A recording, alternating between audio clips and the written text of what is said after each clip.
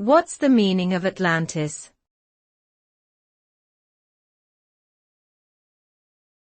Atlantis.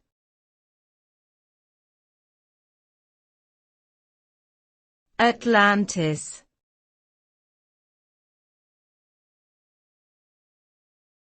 Atlantis.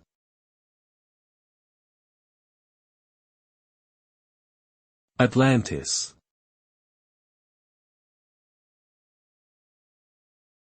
Atlantis is a mythical island, first mentioned by the ancient Greek philosopher Plato. According to the story, it was an advanced civilization that disappeared beneath the ocean. The myth of Atlantis has captured people's imaginations for centuries, and many have searched for evidence of its existence. Despite numerous claims, no concrete proof of Atlantis has ever been found. Whether it was a real place or simply a fictional tale, the story of Atlantis continues to inspire curiosity and fascination in people around the world.